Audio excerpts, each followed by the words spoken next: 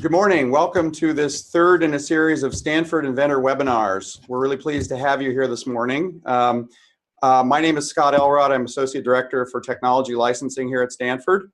And with me are the two co-inventors for this invention.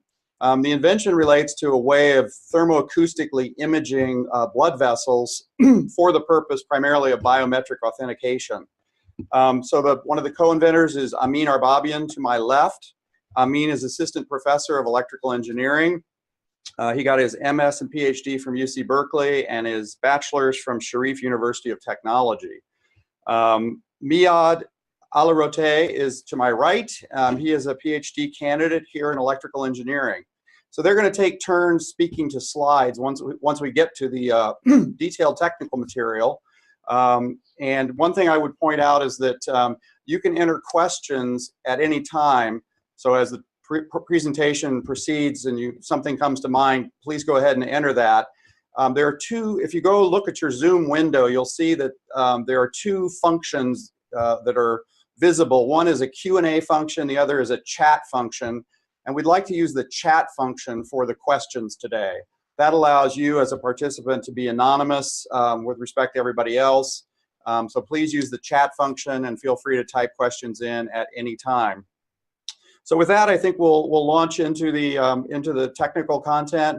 And maybe I would ask you, Amin, first, if you could just tell us a little bit about your overall research agenda within your group. Yes, thank you, Scott. Good morning, everybody.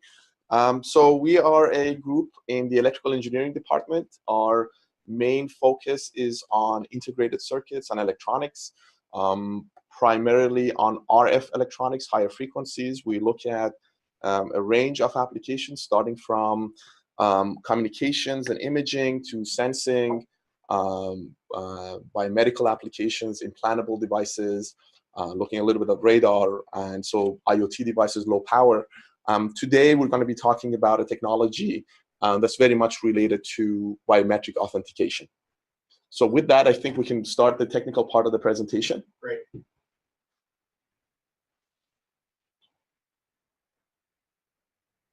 Okay, so today's technology is about thermoacoustic biometric authentication. This is basically a work that we had done at Stanford with Miad, who's going to be talking about some parts of this technology. So let's get started. If you look at the general trend of technology today, there are two major observations. One is that there's more and more dependence and data moving to the cloud. And the other is that we rely more and more of our IoT devices that are at home, in the office, or in the environment. So both of these trends sort of show increased dependency on safe and secure biometric or any sort of authentication. Today, authentication is mainly done with password protection, which is limited in security. It's also done with fingerprint detection, which is sort of a biometrics. But in order to generate sort of secure biometric systems, we're looking at an alternative technology, which relies on thermoacoustic imaging, 3D imaging of blood vessels in your finger to identify exact person that's entering the phone, using for automotive applications, banking, building, airports, and a range of other applications. Now, this is a short video from Michigan State University, which looks at fingerprint reading and how it's vulnerable to spoof attacks, and it can't be a complete safe solution, especially if we rely more and more on our phones. So this is a fingerprint reader available on many of the mobile devices. And what the researchers show here is that with the combination of scanning a fingerprint off of an object that may have the fingerprint on it, with 3D printing and imaging technologies, they can replicate the fingerprint and very effectively sort of generate a way to enter the phone. Now, obviously, this is not the only way that a fingerprint reader is vulnerable. There are other issues with fingerprint reading, but this is sort of showing you the general issue with this sort of technology. Okay, so that sort of shows what the vulnerabilities are. There's a similar sort of technology, again, looking at an iris scanner, where an iris scanner, again, is vulnerable if you have a high-quality image of the eye. So that's another sort of thing. I'm not going to go through this video entirety, but it's basically showing that there are vulnerabilities to any sort of biometric technology that's exposed. So if we take a step back and say, well, these are the trends, and we want to look at new technologies in the space, specifically the biometric space, what are the requirements? The requirements are generally that we have unique identification, so we need to look at metrics and physical parameters that are unique from person to person. We want the results to be repeatable and robust, low false alarm rate, and insensitive to variations, environmental variations, or any sort of variations that are from surface or testing. Now, recently there's been a range of technologies because of this interest in the space. The industry has been looking more and more into alternative ways of doing biometric authentication and other sorts of authentications. We see a range of companies, for example, Slick Login, which was acquired by Google, I think. Qualcomm has a Snapdragon Sense technology, which looks at fingerprints. Apple Pay, Sonovation, and then there's efforts into looking at 3D reconstruction of blood vessels. These are just a couple of quick slides looking at what other companies are building for biometric authentication and different types of authentication systems. This is the Qualcomm Snapdragon Sense ID module, and this is the Samsung Galaxy S8 iris scanner sort of module built into the phones. So what are we looking at? We are looking at blood vessel patterns. So what we want to generate biometrics with the 3D reconstruction of the blood vessels in the finger. We believe this is secure because it's not exposed. Because we need to measure, we can maybe have ways to measure the flow of blood in the finger that we can rely on to factor out many of these spoofing attacks. That's another additional layer of security. It's difficult to forge, it's three-dimensional, and as we're going to talk about a little bit more, it's going to be extremely low in terms of the false alarm rate. Now, I'm going to have ask Niad to present a few slides on this specific technology regarding to fingerprints. Okay, so any biometric system can kind of be characterized by some performance metrics that tie into the uniqueness and repeatability that Amin was talking about. So these are the false acceptance rate and false rejection rate. So in a military application where security is important, we want a low false acceptance rate to keep imposters at bay. And for that, we pay the price of inconvenience for users where they might have to try to log in multiple times. Now, generally in the consumer area, convenience has been emphasized, and this resulted in a lower security measure. So basically, we want a false rejection rate in consumer applications, but we pay by having a larger false rejection rate. So we want to kind of have a sweet spot and minimize both of these parameters. And early studies by Yanagama et al. In 2007 showed that a 2D image of these blood vessels demonstrated a much lower false acceptance rate and false rejection rate, basically giving us a lot of potential with this biometric imaging technology. Now, others have built upon this work. In particular, Hitachi demonstrated imaging of these blood vessels using infrared scanners with the modules shown here. And their comparisons, again, showed a much lower false acceptance rate and a comparable false rejection rate. So essentially, this is allowing us to get into the sweet spot, and we want to take advantage of this potential. Okay, so let's talk a little bit more about the specifics of what we are proposing here. So our fingerprint reader relies on the thermoacoustic effect, and the thermoacoustic effect is essentially that we expose the tissue with microwave or optical excitation that generates small thermal expansions that give off ultrasonic waves. We intercept the ultrasonic waves and sort of reconstruct an image based on that. So with this method, we use a combination of microwaves and ultrasound. The microwave gives you contrast information, spectral information, and ultrasound gives you structural and resolution. So the combination of the two sort of gives you enough of the features that you need to reconstruct the blood vessel library that generates these low false alarm rate detections. Now, potential for thermoacoustic imaging. One thing we have to emphasize that the temperature rise we discussed is only in the millikelvin regime. We're not talking about large temperature rises. These are instantaneous, very low temperature rises. And we also have a reasonably high contrast and resolution for 3D imaging. Now, photoacoustic is sort of a cousin of thermoacoustic imaging. The excitation is done with a laser source. The problem for this particular application area is that photoacoustic is going to be challenged for eye safety, and then the optics and the lasers required are going to be more bulky. Now, thermoacoustic gives you an opportunity to have sort of an integrated solution, an all-electronic solution. It gives you the required contrast and resolution we need, and the cost factor is more amenable for integration into phone form factor because of the electronic integration. So here are some of the initial results we've demonstrated. These are some proof of principles showing that we can image an earthworm was using as one of the targets that we reconstructed, and a scallion plant. You can see that millimeter and sub-millimeter resolution. You can also observe that we have contrast. So this is proof of concept with thermoacoustic imaging on semi sort of in vivo experiments where we looked at earthworms and scallion plants.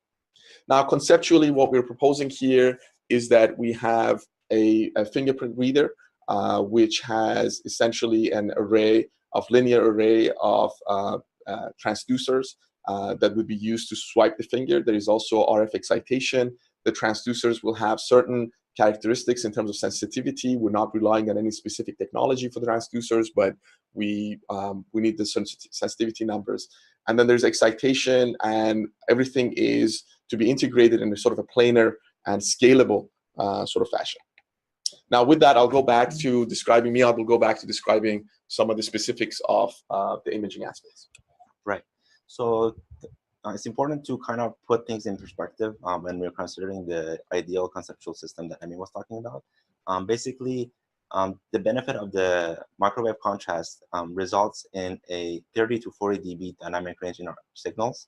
And, comparing that to traditional ultrasound where 70 to 120 dB is required, this gives us a good opportunity to use much more simple electronics and lightweight electronics, something that can actually be fit into a mobile platform. And the way we kind of determined these characteristics was to run an experiment with a controlled phantom. And as you can see at the bottom left, we had a saline layer in the blue modeling the skin, as well as a saline layer in red modeling the blood vessels. And what we saw is that the expected signals are between 0.1 pascals to 10 pascals, giving us around a 40 dB dynamic range. So what this allows us to do is basically simplify our electronics and kind of move towards an integrated solution. And with that, I'll give it back to Emmy. Yes. So this sort of description concludes the technical part of our presentation. I'll leave this to Scott to sort of get into any questions, answers, and other aspects. Great. Thank you very much, both Amin and Arlete. If you look at this slide, you'll see that there's a reference number for this docket. It's S14-013. There's also a link. You can find more information about the innovation on our website, our Tech Finder website. Also, I'd point out that the website allows one to create a username and then actually put in some keywords so that you will automatically receive innovations as they become available.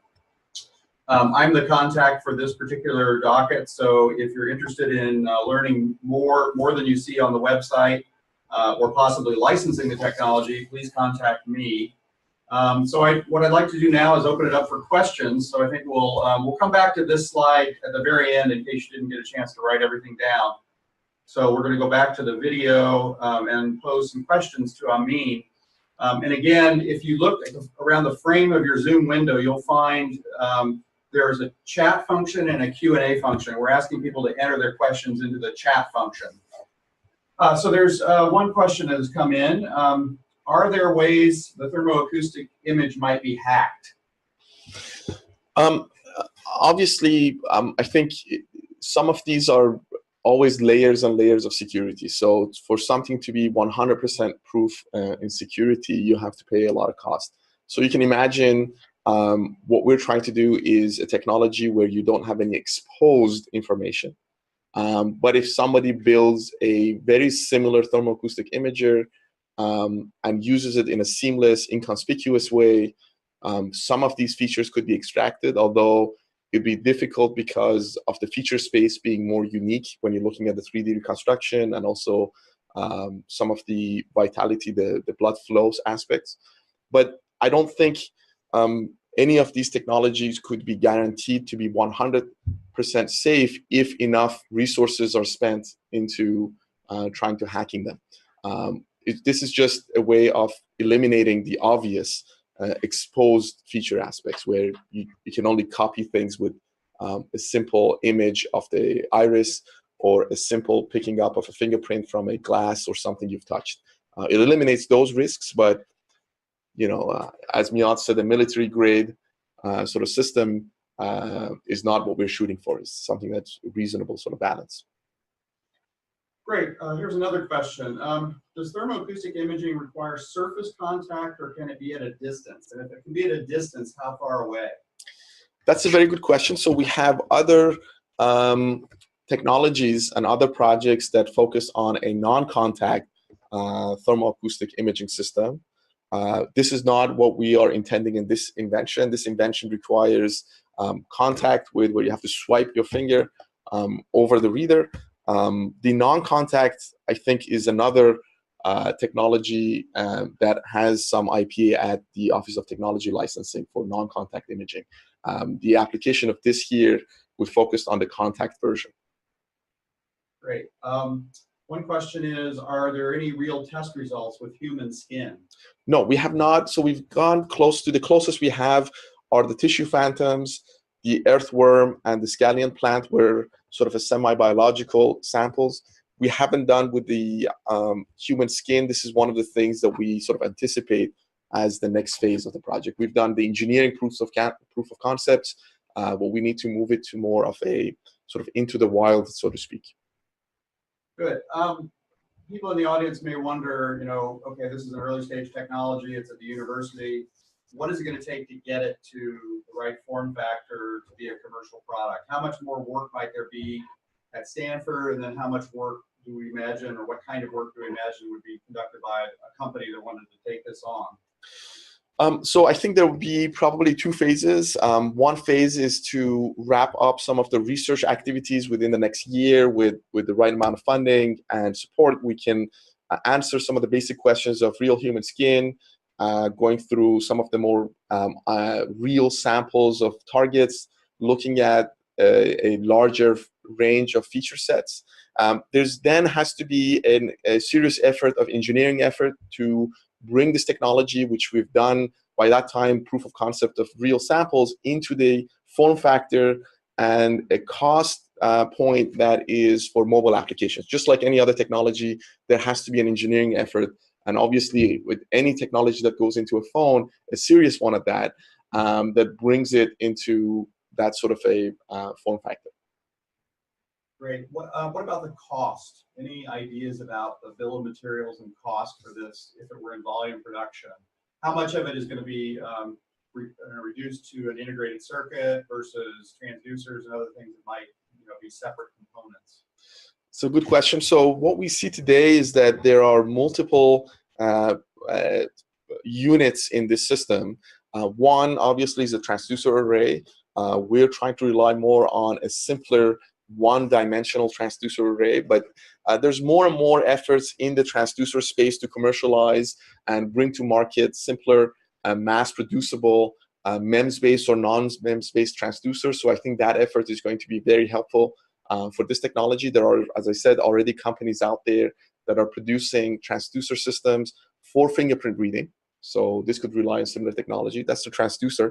There's going to be an electronic chip that does the processing, captures the signal, the detection, and there's going to be some form of an RF power amplifier. Now, just like your phones have different power amplifiers, this could be sitting on a silicon base, if silicon can provide the sufficient power levels, or a non-silicon based power amplifier, or maybe perhaps a similar power amplifier that's used in the phone already, in the LTE system or the communication part of it. So those are the three main components. There's going to be a transducer system, there's going to be a power amplifier, there's going to be electronics, and of course there's integration factor and the mechanical, the ID, the PD aspects that needs to be taken into account.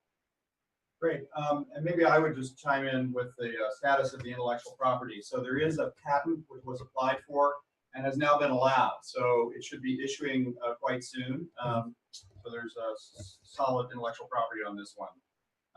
Let's see, one more question from the audience. Would you explain one more time what might be the advantages against fingerprint sensors? So fingerprint sensors are, there's two major issues. The major one that we're going to address here is that they're exposed, so they're more vulnerable to attacks. So if I have a fingerprint reader, as the first video showed at the beginning of the presentation, you can actually take a fingerprint from a sample, from a surface, and replicate it and use it to enter a phone. So fingerprint readers aren't very secure because of that exposed nature of your fingerprint features. And secondly, they are more sensitive to, presumably more sensitive depending on the application, but they're often more sensitive to surface and non-idealities of the surface. Oftentimes we see that we're using our phone, our fingers are a little bit wet or have something on the surface, and we're not able to log into our phone with a fingerprint reader because it's looking at surface features. Anything that sits on the finger would obviously be limiting how you're reading the finger. So security is one aspect, safety, security, and the other one is sort of the surface non-idealities. Another question just came in. Are the vein structures similar to fingerprints in that they're different for each finger? Yes. So that's what we rely on. From person to person, we have different sort of vein structures, and we rely on that three-dimensional structure to reconstruct and provide the unique feature set. Great, thank you. So we have a few more minutes. We actually have a little bit shy of 10 minutes left. Are there any other questions from the audience? If so, please type them into the chat function, and we'll pose them to Amin and Alarote. Wait a second more, and if nothing else comes in, I just want to thank both Amin Arbabian and Miad Alarote for their talk today and for answering your questions. We really appreciate everybody on the line who's out there listening. And again, at the very end, we're going to go back to the slide with the contact information as well as the link to the web address where you can get more information. So it looks like there are no more questions. So at this point in time, I think we'll close the webinar. Thanks, everybody. And thank you. And please contact us if you want more information.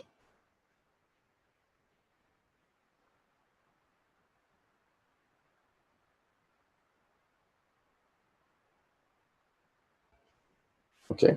So actually, there was a question that came in after the bell, after the final gong. So let me pose it. How long to commercialization?